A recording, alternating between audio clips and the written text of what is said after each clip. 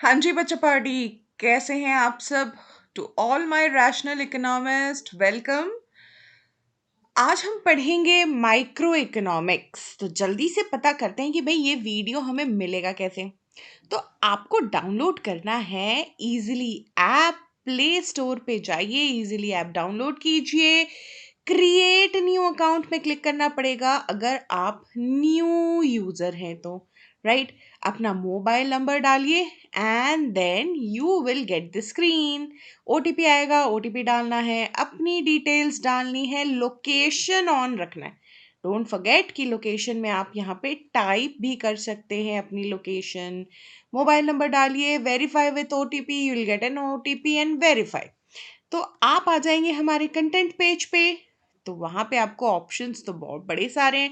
Competitive exam के लिए prepare करना है, आईआईटी के लिए, जेई के लिए, नीट के लिए, बैंकिंग एग्जाम्स के लिए, गवर्नमेंट एग्जाम्स के लिए, क्लास 11 12 के लिए प्रिपेयर, या फिर सीयूईटी के लिए।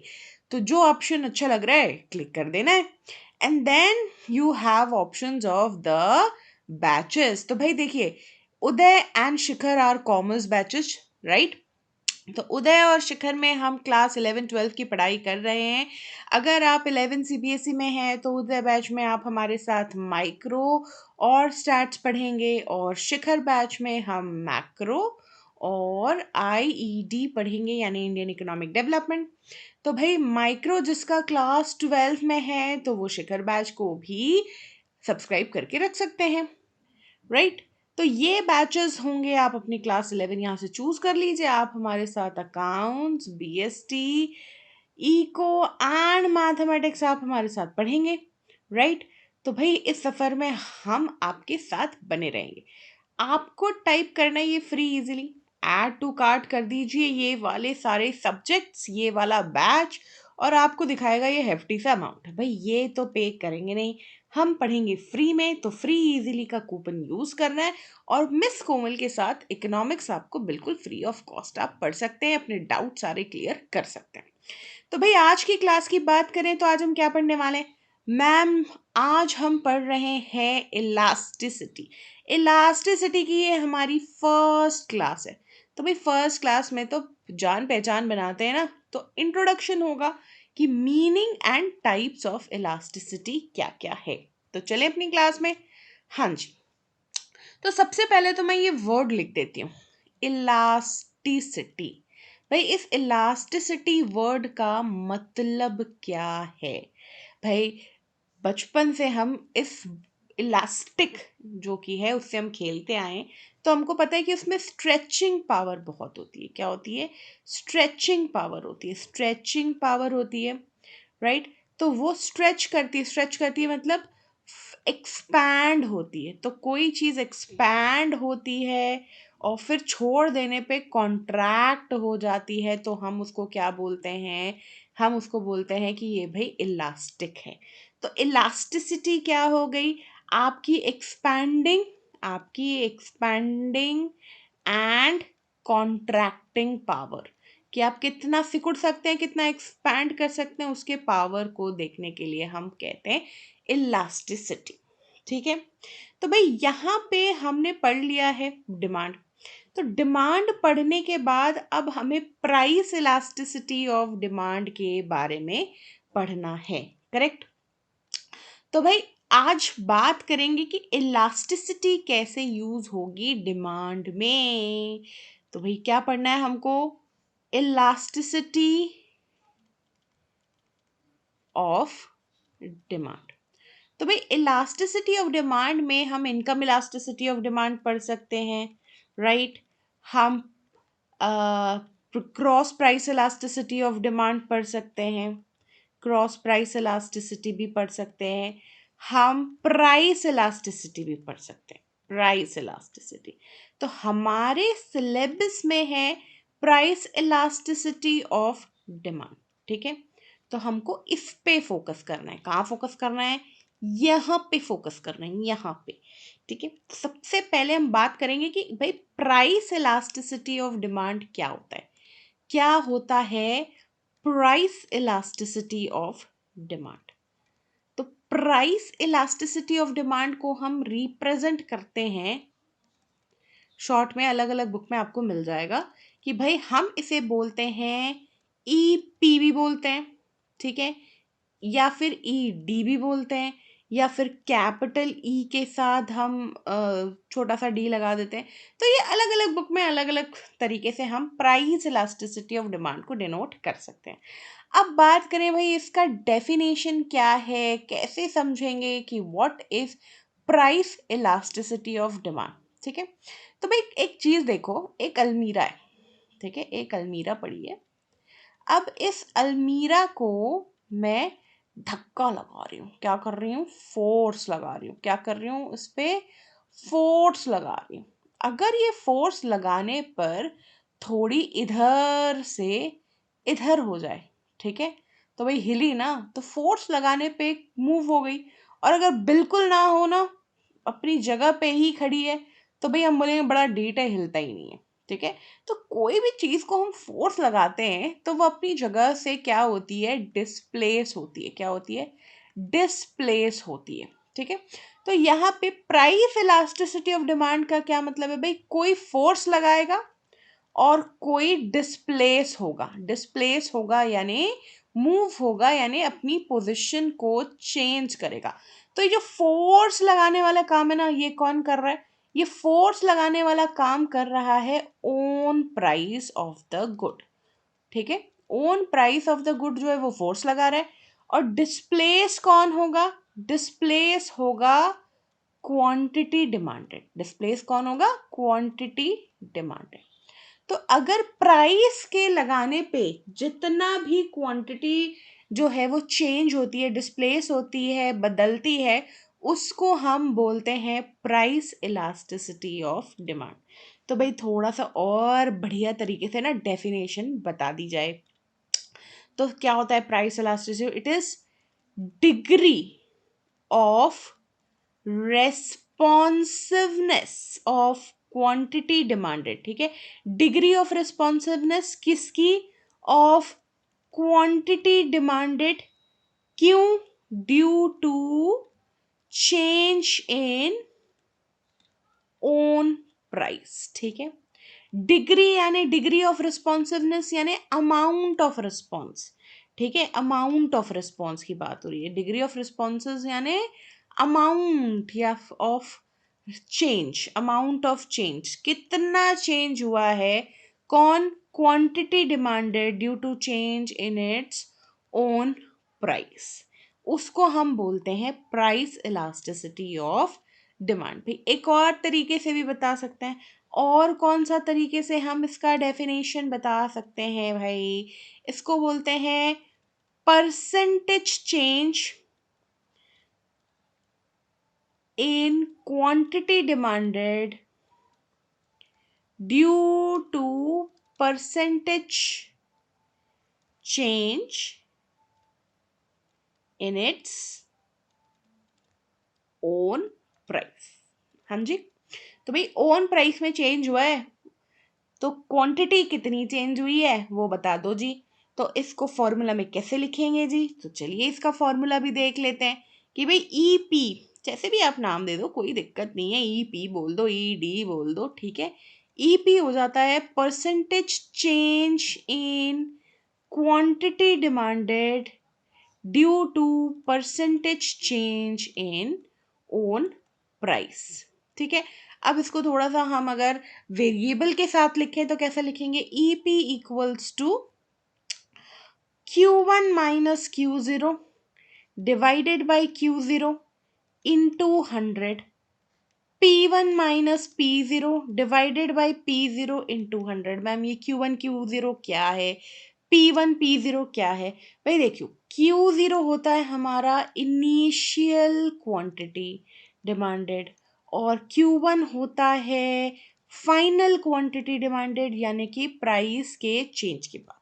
वैसे ही P0 होती है हमारी इनिशियल प्राइस और P0 हो गया, P1 होती है हमारी फाइनल प्राइस।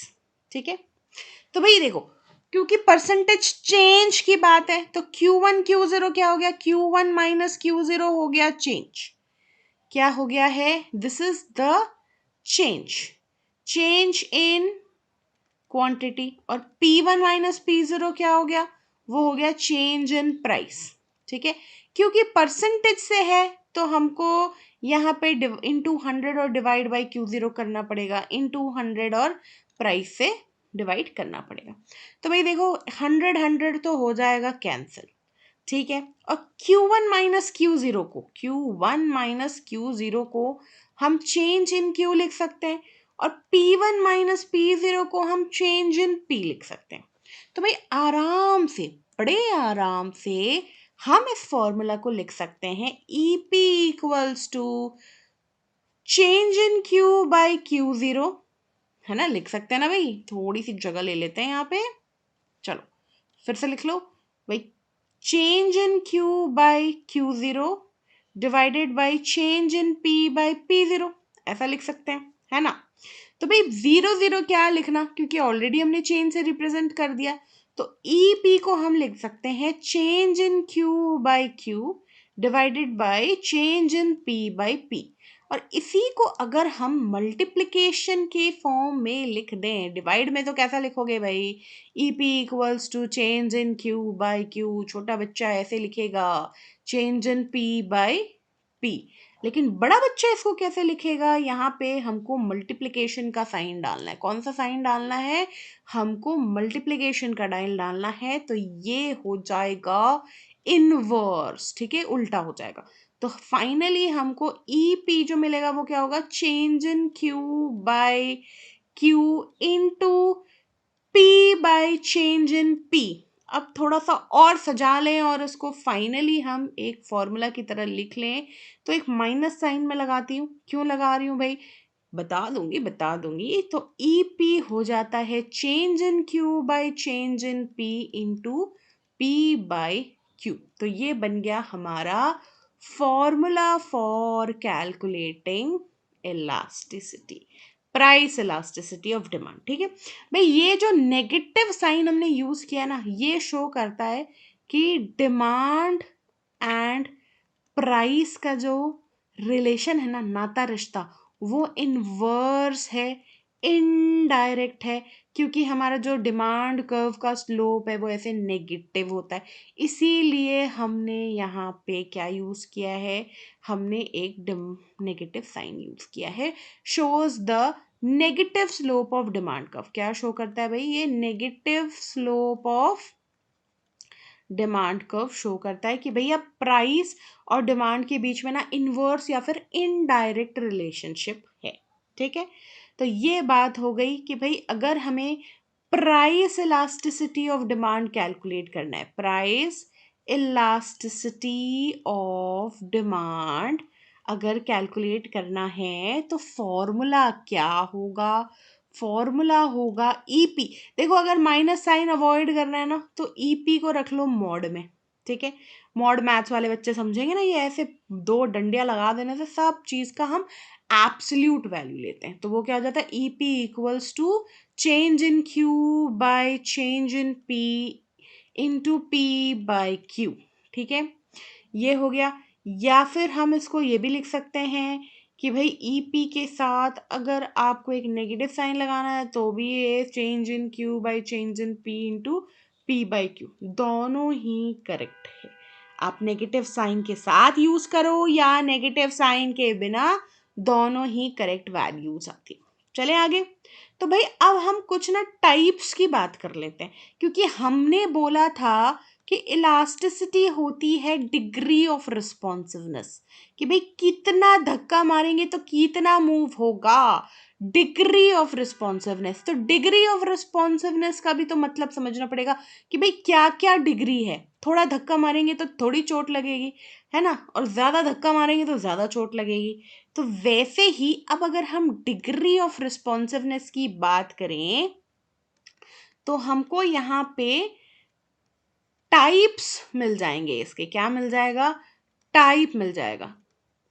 तो भाई जो इलास्टिसिटी का टाइप है वो कौन कौन सा है, पहला कि भाई हो सकता है इलास्टिक है ही नहीं, ढींट है, कितना ही धक्का मारो, प्राइस कितना ही चेंज हो, वो चेंज ही नहीं होता, तो हम उसको बोल देंगे परफेक्टली इन इलास्टिक डिमांड, ठीक है। सेकंड है इन इलास्टिक डिमांड, थोड़ा इन इलास्टिक डिमांड। तीसरा है unitary elastic demand, unitary elastic demand, ठीक है। चौथा क्या है? चौथा भाई हमारा यूनिटरी से थोड़ा ज्यादा इलास्टिक डिमांड, इलास्टिक डिमांड। और पांचवा है हमारा परफेक्टली इलास्टिक डिमांड। तो एक एक करके हम समझते हैं, एक एक करके समझेंगे कि इनका मीनिंग क्या है, कैसे हम इसको समझ सकते हैं, ठीक है। तो पहली बात होगी हमारी किसकी? परफेक्टली इनइलास्टिक डिमांड की। तो सबसे पहले टाइप में हम क्या पढ़ने वाले हैं? हम पढ़ेंगे परफेक्टली इनइलास्टिक डिमांड। ओके, तो भाई देखो ये शुरू कैसे होता है? ये ना आई से शुरू होता है। किससे शुरू होता है? आई से, इन इलास्टिक। तो इसका जो कर्व है, इसका जो शेप है, वो भी आई जैसा ही होगा, ठीक है। तो भाई बिना ग्राफ के इकोनॉमिक्स पढ़ने से पाप लगता है। तो भाई ग्राफ जल्दी से बनाया जाए, है ना। तो भाई ग्राफ बना लो फटाफट से। तो हमको चाहिए यहाँ पे एक वाई एक्सिस और एक एक्स एक्सिस, ठीक है। क्या चाहिए? वाई एक्सिस और एक्स एक्सिस। तो ये हो गई हमारी X axis and Y axis. X axis में लेंगे हम क्वांटिटी डिमांडेड और वाई एक्सिस में हम लेते हैं प्राइस। ये हो गया हमारा ओरिजिन, ठीक है। तो भाई कैसा दिखेगा in elastic curve? Perfectly in elastic curve perfect I जैसा दिखेगा। जैसे ये आई है, वैसे ही हमारा परफेक्टली इनइलास्टिक कर्व कैसा दिखता है? आई जैसा दिखता है। तो ऐसा स्ट्रेट लाइन हमको ड्रॉ कर देना चाहिए, ठीक है। तो सबसे पहली बात अगर हम शेप की करें तो ये क्या है? This is vertical straight line parallel to Y axis, Y axis के पैरेलल हो जाता है, ठीक है।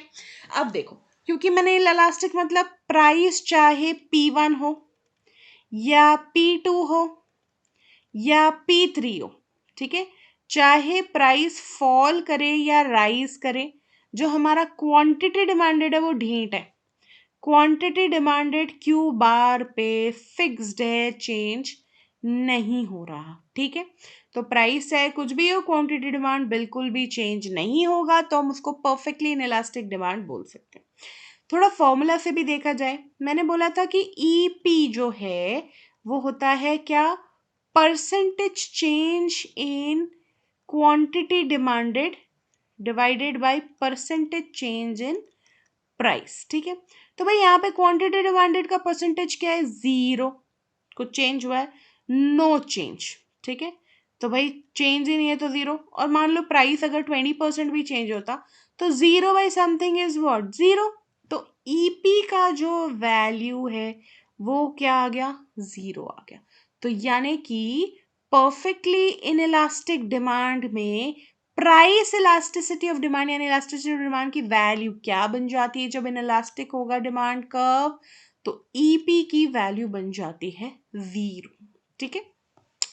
चलिए ये बात भी क्लियर हो गई। तो थोड़ा सा ना हम एग्जाम्पल, हाइपोथेटिकल एग्जाम्पल ले सकते हैं। कोई रियल लाइफ एग्जाम्पल ना एकदम क्लियर कट मिलना मुश्किल है। हाइपोथेटिकल एग्जाम्पल के लिए अगर देखो तो लाइफ सेविंग मेडिसिन जो होती है ना, लाइफ सेविंग मेडिसिन, उनकी डिमांड जो है वो परफेक्टली इनइलास्टिक होती है। प्राइस बढ़े घटे आपको उतना लेना ही लेना पड़ेगा। अब किसी कोई है जो इंसुलिन लेता है, इंसुलिन लेता है, डायबिटिक है, तो सुबह शाम ऐसा थोड़ी कि सस्ती होगी तो दिन में 6 बार ले लो, नहीं। महंगी हो गई तो छोड़ दोगे, नहीं। तो अगर मेडिसिन है, इंसुलिन लेनी है, तो प्राइस बढ़ेगी तो भी उतना लेना पड़ेगा और प्राइस घटेगी तो भी उतना लेना ही पड़ेगा। तो लाइफ सेविंग मेडिसिन हम कह सकते हैं कि उनकी डिमांड होती है परफेक्टली इन इलास्टिक, ठीक है। तो आई बात समझ में? पहला हमारा जो टाइप था perfectly in elastic demand, shape होता है बिल्कुल वर्टिकल। ये है हमारा डिमांड कर्व। वर्टिकल ये क्या है? ये डिमांड कर्व है, D D curve, demand curve है, वर्टिकल स्ट्रेट लाइन, ओके। तो अब हम बात करते हैं हमारे दूसरे टाइप की। तो भाई दूसरा टाइप क्या है? दूसरा टाइप है इन इलास्टिक। ठीक है, इन इलास्टिक डिमांड कर्व।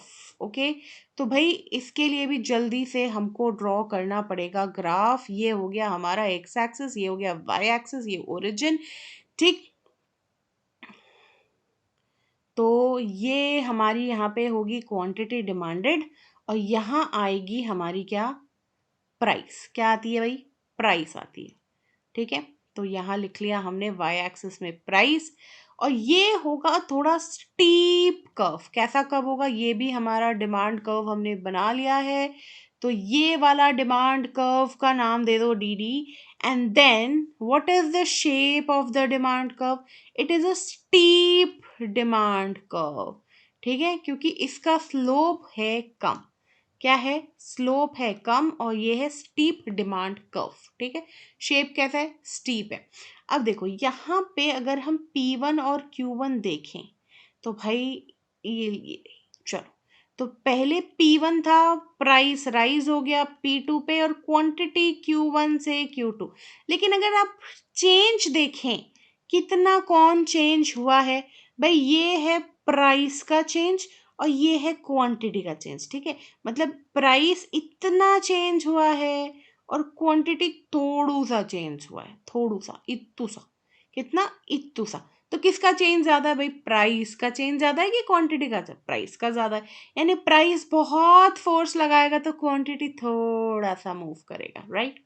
तो भाई अगर हम इसको फॉर्मूला से देखें तो percentage change in quantity demanded divided by percentage change in price की बात हो रही है। तो भाई क्वांटिटी डिमांड का जो चेंज है वो 10%, और प्राइस का चेंज 50%, तो ये 1/5 हो गया। तो 1/5 1 से बड़ा है कि छोटा है भाई? 1/5 1/5, तो वो तो लेस देन 1 होता है।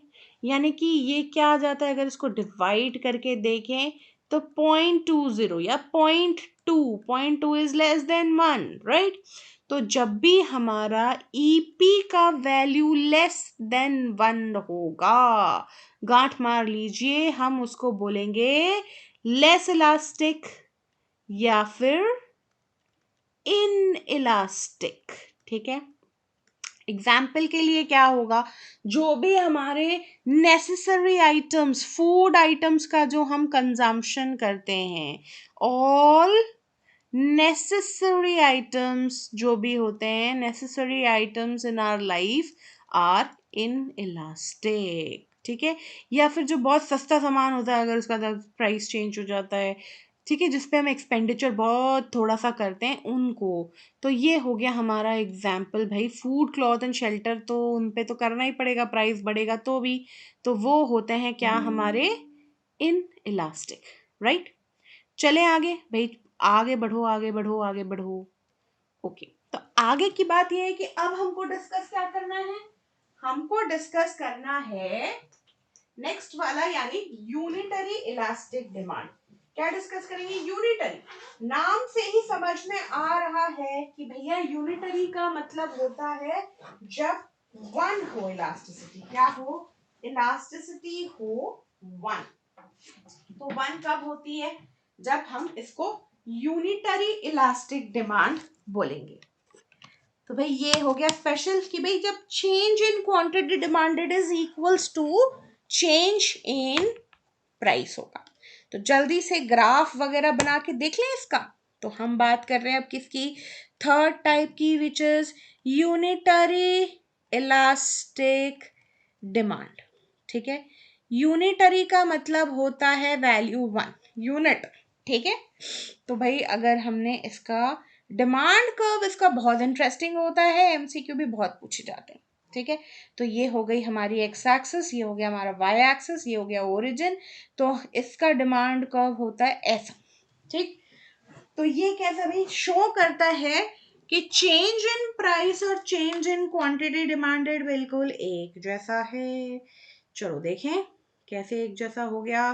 तो ये हम ले लेते हैं P1, और ये हो गया हमारा Q1।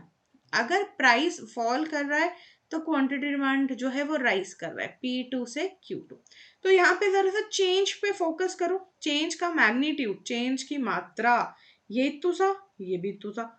तो this change is equals to this change, यानी percentage change in price is equals to percentage change in quantity demanded। आई बात समझ? तो भाई ये जो हमारा डी कर्व है यूनिटरी इलास्टिक हो गया, लेकिन एक्चुअल में इसका शेप क्या होता है पता है? बहुत इंटरेस्टिंग शेप है इसका। शेप के बारे में जरा बात कर ली जाए। एक्चुअल में इसका शेप होता है रेक्टेंगुलर हाइपरबोला। ठीक है, तो यहाँ हमने लेना है एक्स एक्सिस, यहाँ वाई एक्सिस, यहाँ ओरिजिन, यहाँ होता है क्वांटिटी डिमांडेड, और यहाँ आता है प्राइस। और अब हम जरा सा ड्रॉ कर देते हैं रेक्टेंगुलर हाइपरबोला। तो रेक्टेंगुलर हाइपरबोला कुछ ऐसा ड्रॉ होता है कि भाई ना तो ये एक्स एक्सिस को टच करे, ना ये वाई एक्सिस को टच करे। ठीक है, ना ये एक्स एक्सिस को टच करेगा, ना ये वाई एक्सिस को टच करेगा, और इसका स्लोप ऐसे गिरते ही चले जाता है। फिर से एक बार ड्रॉ करके दिखाऊं, देखो ये ऐसा। ठीक है, so this is what rectangular hyperbola. भाई इसका प्रॉपर्टी क्या है कि इसके हर पॉइंट पे, कहीं पे भी एक पॉइंट रख दो, उसका पॉइंट का एरिया जो है ना वो हमेशा सेम होता है। ठीक है, किसी भी पॉइंट के का एरिया, जैसे यहाँ एक पॉइंट रखा, अब एरिया बिलो दिस पॉइंट, तो ये वाला एरिया, और एक और पॉइंट कहीं रख देते हैं, जैसे यहाँ रखा, तो ये वाला एरिया बिल्कुल सेम होगा। ठीक है, नाम दे के बताओ, चलो नाम दो। इसको हमने रेक्टेंगुलर ABCD बोल दिया। ठीक है, और एक और रेक्टेंगल जो हमारा बना उसको हमने PQRC बोल दिया। ठीक है, तो भाई क्या बोलने की कोशिश हो रही है यहाँ पे कि area of ABCD is equals to area of PQRC। ओ समझ लीजिए, तो ये दोनों ही एरिया बिल्कुल बराबर है। ठीक है, इसीलिए चाहे मैं इसकी बात करूं, फिर से कौन कौन सा एरिया, कौन से रेक्टेंगल्स मिले हैं हमको, एक पतलू सा रेक्टेंगल, लंबू पतलू सा रेक्टेंगल मिला है यहाँ पे, ये वाला रेक्टेंगल, इसका एरिया इज इक्वल टू जो हमने एक रेड कलर का रेक्टेंगल लिया है, ये वाला रेक्टेंगल, उसका एरिया। तो जब ऐसा हो, इस कर्व की प्रॉपर्टी क्या है कि इस पॉइंट के अंडर कोई भी एरिया हम ले लें वो एरिया बराबर होगा, बराबर की सजा मिलेगी। तो ये वाला एरिया की बात कर लो, तो this will be equals to this area. ठीक है, ये वाला एरिया इक्वल हो जाएगा। तो सारे एरिया जो होते हैं बराबर है, इसीलिए इलास्टिसिटी की वैल्यू क्या आएगी? 1 आएगी। ठीक है, यानी कि अगर हम EP percentage change in quantity demanded देखते हैं divided by percent change in price करेंगे, तो क्या हो जाएगा भाई? 40% का चेंज इन क्वांटिटी, 40% का चेंज इन प्राइस, तो 1। तो ईपी की वैल्यू हमेशा 1 आएगी, ईपी की वैल्यू 1। अब आ जाओ हमारे फोर्थ टाइप पे। भाई फोर्थ टाइप क्या है? Elastic demand. कौन सा है? Elastic demand. तो इलास्टिक डिमांड के लिए थोड़ा हम फ्लैट कर्व बनाते हैं। ठीक है, कैसा बनाएंगे? फ्लैटर। शेप कैसा हो जाएगा? फ्लैटर हो जाएगा। ये है हमारी एक्स एक्सिस, ये है हमारी वाई एक्सिस, ये ओरिजिन। ठीक है, यहाँ हम क्वांटिटी डिमांडेड लेंगे वाई एक्सिस पे, और एक्स एक्सिस पे हम प्राइस लेते हैं। तो अब जरा देखो, जब हम यहाँ पे प्राइस क्वांटिटी को मेजर करें, तो ये हमारा P1 प्राइस, Q1 हो गया हमारा क्वांटिटी डिमांड। अगर प्राइस फॉल कर जाए, फॉल करके अगर P2 हो गई, ठीक है, तो क्वांटिटी डिमांड हमारी बढ़ गई, लॉ ऑफ डिमांड फॉलो होगा। लेकिन यहाँ पे आप अगर चेंज के देखेंगे, मैग्नीट्यूड ऑफ चेंज, ये इतना सा प्राइस चेंज हुआ है और इतना ज्यादा क्वांटिटी, मतलब अगर ये हमारा परसेंटेज चेंज इन प्राइस है, तो this is what my percentage change in quantity. तो परसेंटेज चेंज इन क्वांटिटी बहुत ज्यादा ना, ये तो प्राइस का चेंज है इतना सा, और क्वांटिटी का चेंज तो बहुत बड़ा है, इतना बड़ा है क्वांटिटी का चेंज। ठीक है, तो प्राइस अगर थोड़ा भी चेंज होगा, जैसे अभी वही बिग बिलियन डेज आते हैं, अमेजोन की सेल, फ्लिपकार्ट पे सेल, तो भाई थोड़ा प्राइस चेंज होता ही क्वांटिटी बहुत ज़्यादा चेंज हो जाती है। अगर चीज़ महंगी हो जाए तो नहीं लेते हैं। ठीक है, तो जितने भी हमारे कंफर्ट गुड्स होते हैं ना, कौन से गुड, कंफर्ट गुड्स हों, ठीक है, ये सारे बहुत ज़्यादा इलास्टिक होते हैं। ठीक, कि जैसे ही उनकी प्राइस कम हुई, हमारा डिमांड बढ़ गया। तो एक बार देखें, percentage change in quantity demanded divided by percentage change in price होती है हमारी इलास्टिसिटी, यानी कि ईपी। तो भाई यहाँ पे प्राइस 20% चेंज किया, लेकिन हमारा डिमांड 80% चेंज हो गया। तो इसका क्या हो गया भाई, 80/20 4। तो 4 क्या है, ग्रेटर देन 1 है। 4 क्या है, ग्रेटर देन 1। तो इलास्टिसिटी की वैल्यू जब भी ग्रेटर देन, ईपी बोलो, ईडी बोलो, एक बात है, ग्रेटर देन 1 होगी, तो वो हो जाएगा इलास्टिक डिमांड। शेप क्या होगा, फ्लैटर। डिमांड कर्व का शेप क्या होगा, फ्लैटर होगा। जितना डिमांड कर्व फ्लैट होता है, इलास्टिसिटी उतनी होती है। Higher the demand, higher the elasticity, curve will be flat. तो फ्लैटर डिमांड कर्व की इलास्टिसिटी जो है वो हाई होती है, और स्टीप डिमांड कर्व की इलास्टिसिटी जो है वो लो होती है। ठीक है, तो अब हम चलते हैं अपने लास्ट वाले ए शेप पे। कौन सा है भाई, वो है हमारा perfectly in elastic demand curve. कौन सा है, perfectly in elastic demand, sorry, perfectly elastic. In elastic तो पहला वाला था, वो हम पढ़ चुके हैं। अब हम बात कर रहे हैं परफेक्टली इलास्टिक डिमांड कर्व पे। इलास्टिक डिमांड कर्व, तो भाई ये होता कैसे, ई जैसा। अब ई का ये वाला पोर्शन देखो, ये वाला देखो, हॉरिजॉन्टल है ना, तो भाई डिमांड कर्व भी जब बनेगा वो ई जैसा बनेगा। ये ऊपर वाला गायब हो गया, ई का दो डंडा, एक ये डंडा, एक ये डंडा। ठीक है, तो यहाँ पे हमने ले लेना है ये एक्स एक्सिस, ये वाई एक्सिस। यहाँ पे प्राइस मेजर होगी, ये ओरिजिन है, यहाँ पे क्वांटिटी डिमांडेड मेजर होगी। तो भाई प्राइस में अगर माइन्यूट चेंज भी होगा, तो क्वांटिटी जो है वो चेंज होगी। ठीक है, एकदम जीरो के बराबर चेंज भी होगा। ठीक है, ये हो गया हमारा डिमांड कर्व। कैसा दिखेगा डिमांड कर्व, डिमांड कर्व का शेप क्या होगा, हॉरिजॉन्टल स्ट्रेट लाइन होगा। हॉरिजॉन्टल स्ट्रेट लाइन होगी, पैरेलल टू एक्स एक्सिस होगी। आई बात समझ। तो भाई यहाँ पे एकदम टेन, जो चेंज इन प्राइस है ना, चेंज इन प्राइस वो जीरो जैसा है। टेंड्स टू जीरो, जीरो नहीं बोल रही हूँ, टेंड्स टू जीरो मतलब एकदम जीरो के नियर बाई। तो जब हम इसको percentage change in quantity demanded by percentage change in price करेंगे, तो हमको क्या होगा इलास्टिसिटी निकालने के लिए। तो भाई क्वांटिटी डिमांडेड का चेंज मान लो 40% है, लेकिन प्राइस का 0% चेंज है, तो समथिंग बाई जीरो क्या होता है, अनडिफाइंड।